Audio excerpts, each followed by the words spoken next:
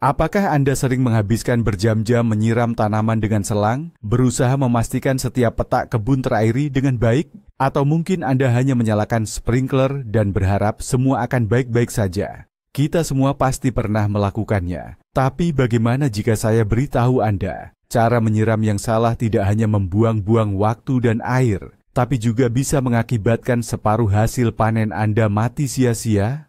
Hari ini kita akan membahas tuntas dan menentukan apakah irigasi tetes, penyiraman langsung ke akar, atau penyiraman ala hujan. Kita akan memilih metode terbaik untuk 5 jenis sayuran utama yang sering ditanam di kebun rumah manapun. Dan saya janji, di akhir nanti ada satu rahasia yang digunakan para profesional untuk hampir tidak perlu lagi menyiram, namun tetap mendapatkan panen melimpah.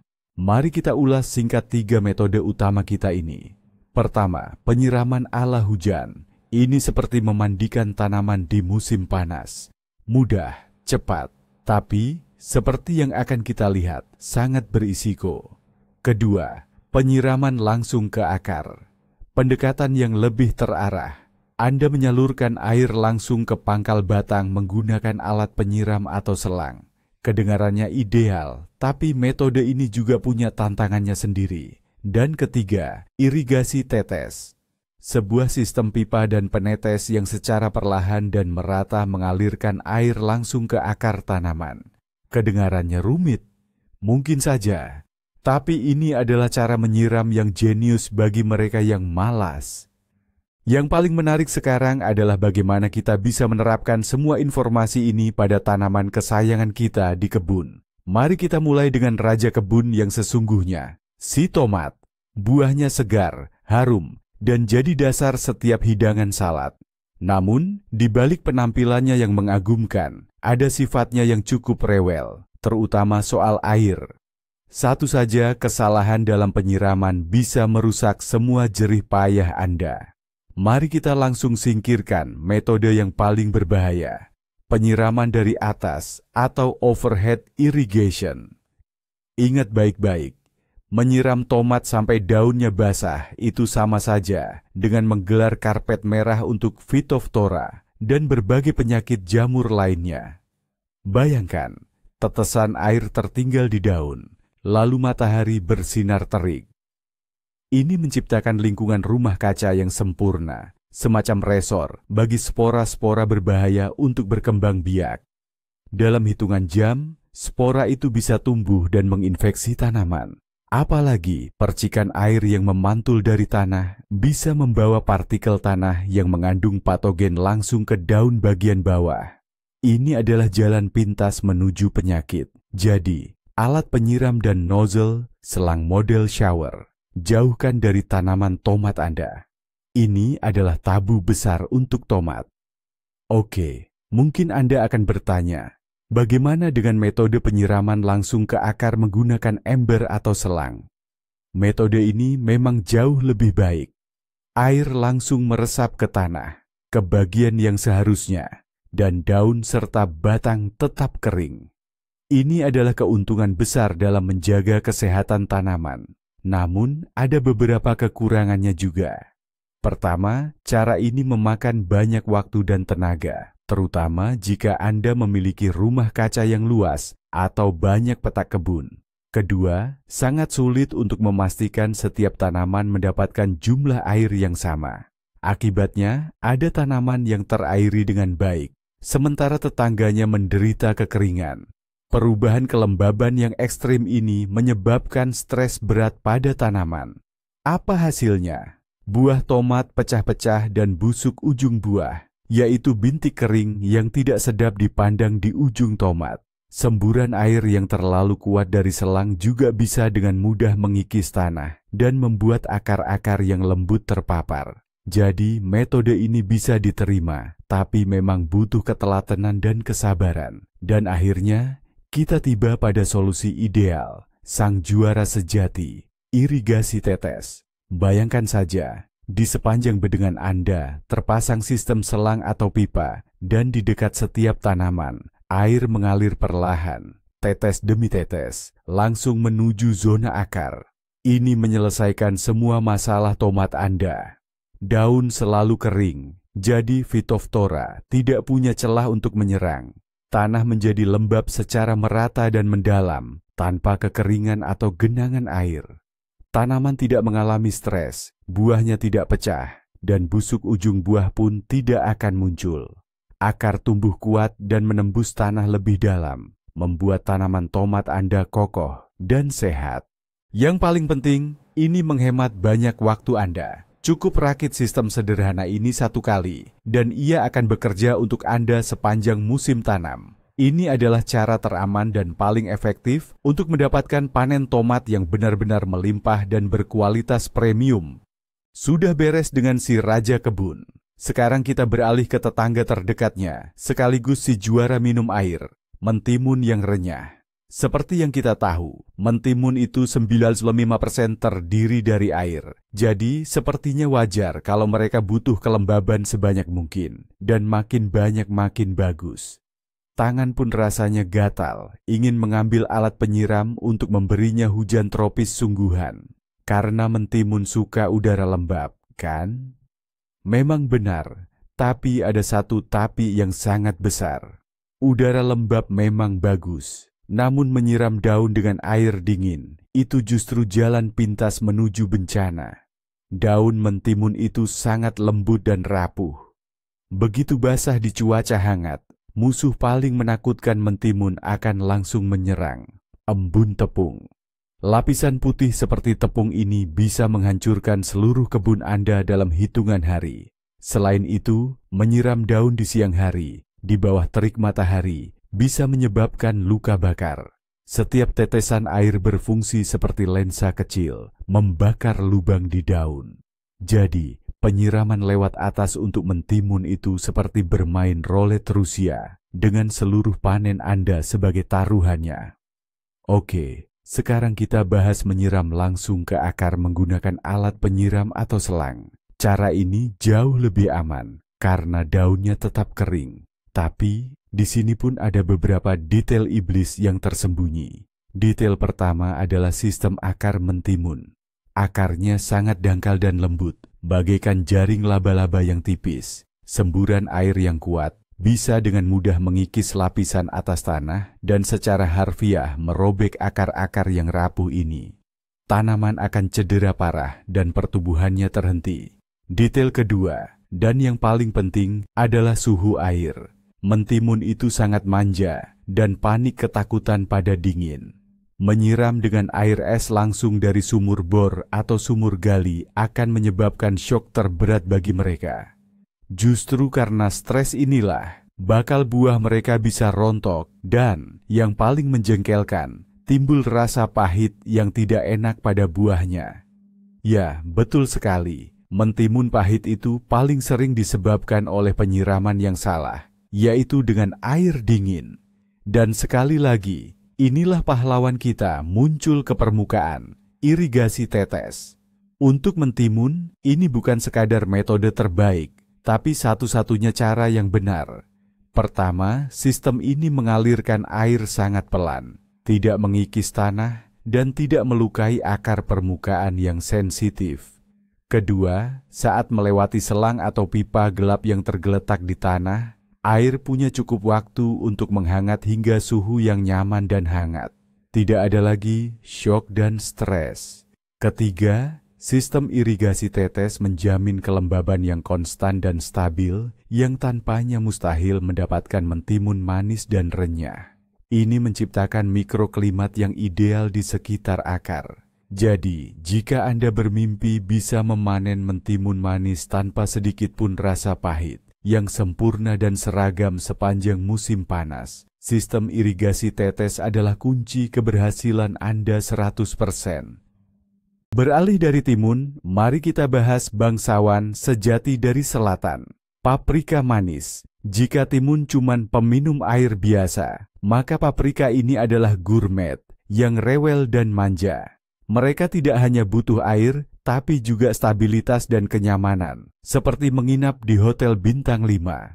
Mereka sangat sensitif terhadap perubahan apapun, sedikit saja. Ketidaknyamanan akan langsung memengaruhi kualitas dan kuantitas panen. Mari kita mulai lagi dengan anti pahlawan kita.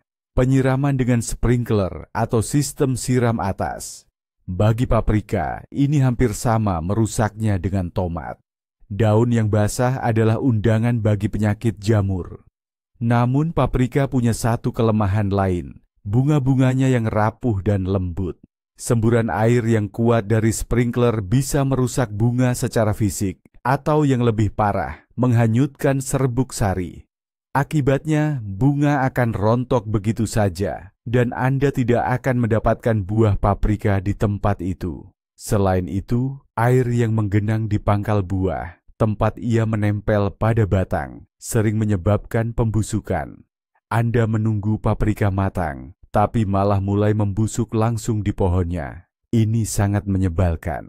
Sekarang, mari kita bahas penyiraman langsung ke akar menggunakan selang atau gayung. Sepertinya, ini dia solusinya. Daun tetap kering, bunga aman. Tapi di sini kita dihadapkan pada masalah utama paprika. Kebenciannya terhadap roller coaster emosi. Bayangkan, Anda lupa menyiram, tanah jadi kering kerontang. Paprika langsung panik, mengira kiamat sudah dekat, dan demi menghemat sumber daya, ia mulai menggugurkan bunga dan bakal buah kecil. Lalu Anda merasa bersalah, langsung menyiram bedengan dengan air melimpah. Akar terendam, kekurangan udara, dan stres lagi. Perubahan ekstrim dari kekeringan ke kebanjiran seperti ini adalah yang terburuk bagi si manja ini. Akibatnya, Anda hanya akan mendapatkan buah yang kecil dan berdinding tipis, atau bahkan gagal panen total. Dan sekali lagi, penyelamat kita adalah sistem irigasi tetes. Sistem ini memberikan paprika kondisi bintang 5 yang selalu ia impikan. Pasokan air hangat yang konstan, moderat dan terukur langsung ke zona akar. Tidak ada stres, tidak ada roller coaster. Tanaman merasa sepenuhnya aman dan mengarahkan seluruh energinya bukan untuk bertahan hidup, melainkan untuk membentuk buah yang besar, berair, dan berdinding tebal. Penyiraman tetes ini ibarat pelayan pribadi bagi paprika Anda yang tahu persis kapan dan berapa banyak air yang harus diberikan. Ini adalah jaminan bahwa setiap bunga yang jadi akan berubah menjadi buah paprika yang utuh, lezat, dan harum yang bisa Anda banggakan. Nah, setelah kita membahas tomat, mentimun, dan paprika, bagaimana dengan si cantik kol? Dengan daunnya yang besar dan rimbun serta bonggolnya yang kokoh, kol seolah tahan banting. Banyak pekebun berpikir kol suka mandi dan menyiramnya langsung dari atas menggunakan selang. Padahal ini adalah salah satu kesalahpahaman paling berbahaya yang bisa menggagalkan panen Anda. Memang, kol menyukai kelembaban. Namun, menyiram langsung ke daun, terutama di malam hari, justru menciptakan lingkungan yang sempurna bagi musuh utama kol, siput dan bekicot. Kelembaban yang terperangkap di antara daun-daun menjadi surga bagi mereka. Mereka dengan senang hati bersarang di sudut-sudut lembab dan nyaman itu, melubangi daun dan mengotori bonggol kol. Terlebih lagi, kelembaban yang terus-menerus pada roset daun memicu perkembangan busuk bakteri dan jamur. Bonggol kol bisa mulai membusuk dari dalam, dan dari luar Anda bahkan tidak akan menyadarinya, sampai semuanya terlambat. Jadi, penyiraman dari atas untuk kol adalah jalan pintas untuk menciptakan sarang penyakit dan hama. Mari beralih ke penyiraman langsung ke akar. Metode ini jauh lebih baik. Anda mengarahkan aliran air ke pangkal batang, dan air langsung menuju ke tempat yang seharusnya, ke akar. Ini membantu menghindari banyak masalah yang disebabkan oleh daun yang basah. Namun, kol memiliki sistem akar yang sangat kuat dan bercabang. Untuk membasahi tanah dengan baik di bawah tanaman sebesar itu, dibutuhkan lebih dari sekadar satu penyiram air. Ini cukup melelahkan. Selain itu, seperti pada tanaman lain, sulit untuk mencapai pemerataan. Satu tanaman kol bisa mendapatkan lebih banyak air, yang lain kurang. Padahal, untuk membentuk bonggol yang padat dan berkualitas, stabilitas adalah kuncinya.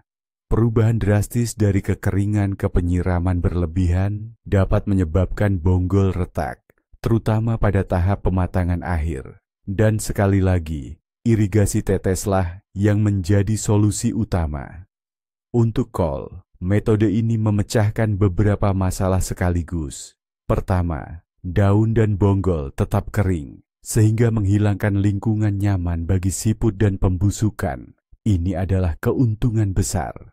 Kedua, selang tetes yang dipasang di sepanjang barisan memastikan kelembaban tanah yang merata dan mendalam di seluruh area sistem akar. Setiap tanaman mendapatkan porsi airnya sendiri tanpa ketidakseimbangan. Ini mencegah bonggol retak dan memastikan pertumbuhan yang stabil. Sistem irigasi tetes untuk kol bukan hanya tentang kenyamanan, melainkan pencegahan nyata dari masalah-masalah paling umum. Ini adalah cara untuk menanam bonggol kol yang bersih, sehat, dan padat, tanpa harus terlibat dalam perang tanpa akhir melawan siput dan busuk.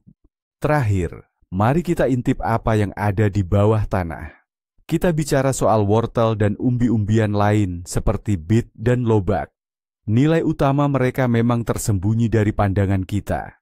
Namun, cara kita menyiram bedengan dari atas sangat memengaruhi hasil panen yang akan kita gali di musim gugur nanti.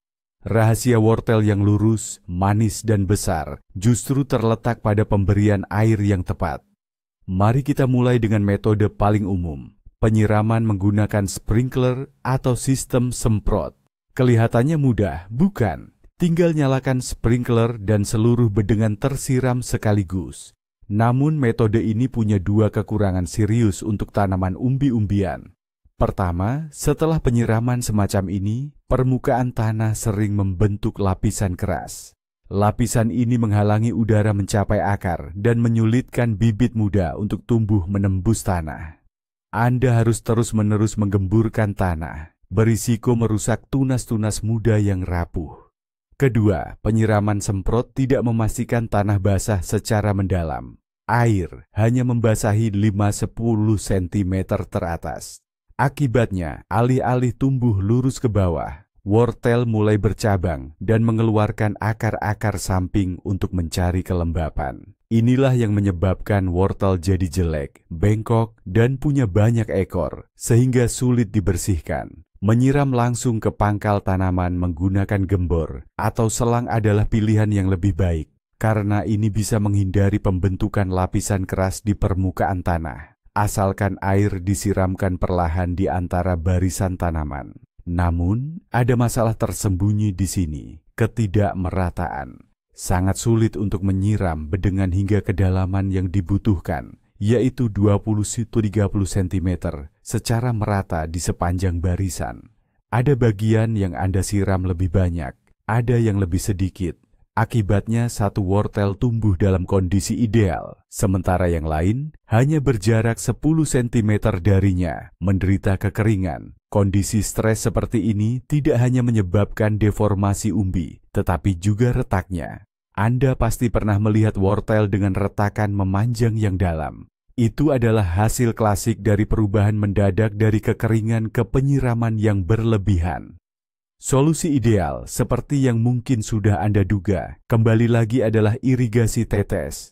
Selang tetes yang diletakkan di antara barisan tanaman akan mengalirkan air secara perlahan dan teratur. Ini tidak membentuk lapisan keras di permukaan tanah. Air secara bertahap, jam demi jam, meresap jauh ke dalam tanah, membasahi tepat di lapisan tempat umbi berkembang. Ini merangsang wortel untuk tumbuh lurus ke bawah, membentuk buah yang panjang, lurus, dan indah. Karena penyiraman terjadi secara teratur dan terukur, tanaman tidak mengalami stres, dan risiko keretakan berkurang drastis. Sistem irigasi tetes untuk wortel dan umbi-umbian lain adalah jaminan bahwa di musim gugur nanti Anda akan memanen bukan gurita aneh yang bercabang, melainkan hasil panen yang sempurna, lurus dan manis, persis seperti digambar. Dan inilah rahasia utama yang membedakan seorang pekebun berpengalaman dari pemula. Pilihan sebenarnya bukan soal 3 metode, melainkan tentang memilih antara kekacauan dan sistem. Dan dalam pertarungan ini, sistem irigasi teteslah yang memenangkan pertarungan dengan sangat telak. Mengapa? Mari kita uraikan satu persatu. Banyak yang beranggapan sistem irigasi tetes itu rumit dan mahal. Ini adalah mitos dari masa lalu. Saat ini, kit irigasi tetes sederhana bisa dibeli di mana saja. Dan harganya tidak lebih mahal dari selang berkualitas baik dengan nosel. Perakitan juga sangat mudah, seperti menyusun mainan konstruksi dewasa. Cukup 1 sore. Tapi, inilah intinya. Sistem tetes bukan hanya menghemat air hingga 70%.